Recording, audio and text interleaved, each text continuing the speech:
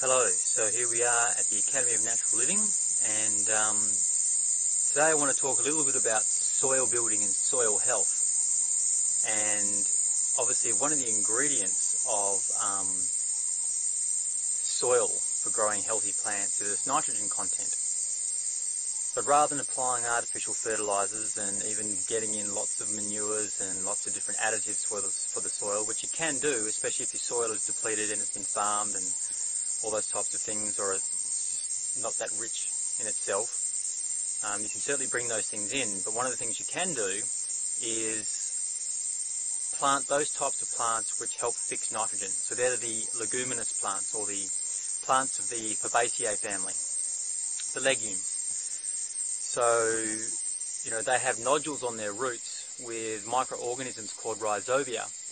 And those rhizobia actually fix nitrogen from the air, because the air is very rich in nitrogen, something like 70% nitrogen or more. And that nitrogen, especially as it's percolated with rain down into the soil, but captured by the soil in any case, helps fix nitrogen, and the plant's then able to uptake that. And that is also released into the soil, especially as the plant drops its leaves and the leguminous pods that it forms. That nitrogen is then released into the soil, so other microbes and other plants can make use of it as it decays. So they're a pretty important part of an ecosystem, especially if you're trying to regenerate the soil, regenerate the land, and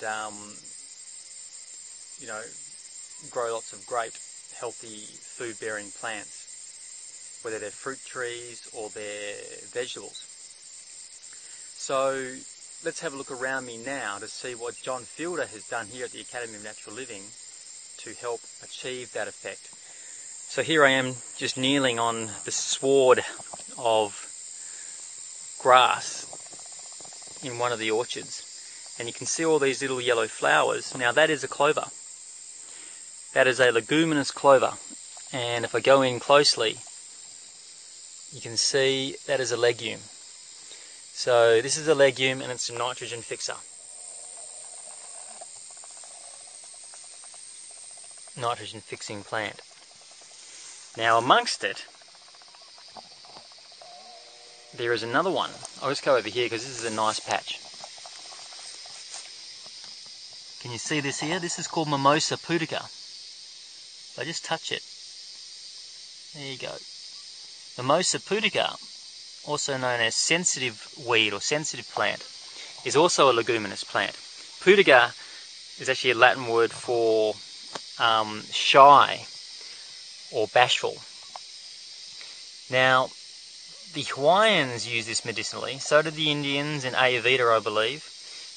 Many different cultures, especially the tropical-based cultures, have used this plant medicinally. Apparently it's good for healing the nervous system, and it's said that once the nervous system has been healed, then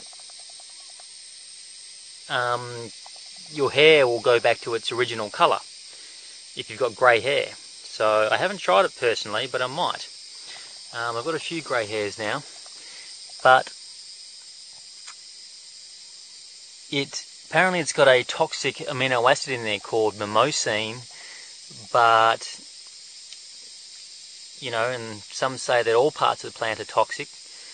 But then others say that it's been used medicinally to great effect, especially when it comes to healing the central nervous system. So, like anything, you've got to try it and see how it sits with you. I have eaten the leaf directly, and I didn't seem to have any effect or anything of my senses telling me that that shouldn't be eaten. But, you can use muscle testing and things like that to determine whether or not it's going to be suitable for you. And I have, believe it or not, and I didn't get a negative effect. So we're all different, so that is a choice that you will have to make. So Mimosa pudica, apparently good for healing the central nervous system. And I have heard other things too, like for treating blood sugars and lowering blood sugars. So you can use the leaves to make a tea, chop them up and put into some water. So here are some nice lush green ones in here. Yeah, nice. And I found the leaves have quite a nutty flavour. Anyway, that's Mimosa pudica. Now this is also a leguminous plant, so it's another nitrogen fixer. And these things grow all over the place. The only downside with Mimosa pudica is if I get in nice and close over here,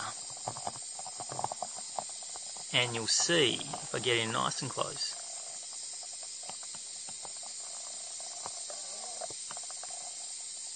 here we go.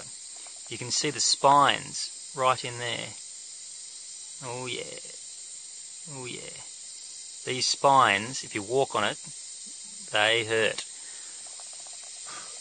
So, Mimosa pudica is not one you want to be walking around on. Definitely. It's considered a bit of an invasive weed in some areas. But, what else can we find? So this is growing all over the place. Let's see what else we can find. So if you look down here, we can see this is a leguminous vine.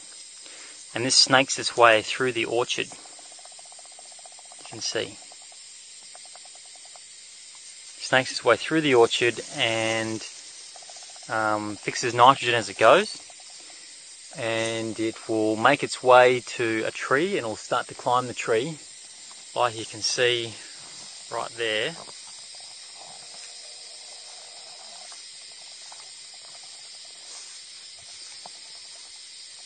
And it's making its way up the tree there, fixing nitrogen. Now in a tree like that, it's a dead tree, not too much of a problem. But if it was a live tree, you'd have to look after it because it would smother the tree.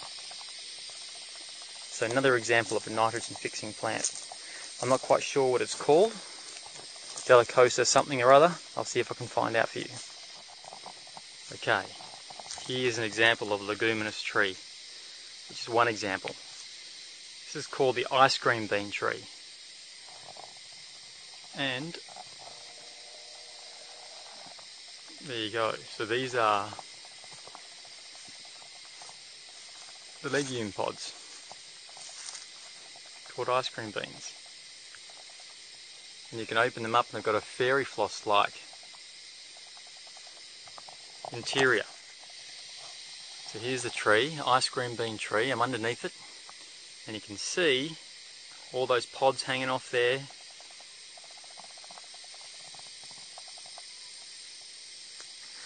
There's a couple of pods hanging off all over the place. Pods on the ground decaying and releasing nitrogen. So here's this pod here. Ice cream bean, open it up and there's like a sweet, slightly stiff fairy floss coating the seeds. There you go. So all the way around the orchard we have, leguminous ground covers, leguminous vines, and there's leguminous trees which all fix nitrogen. You might be able to think of some others. The Australian native, the acacia, is also a nitrogen fixer.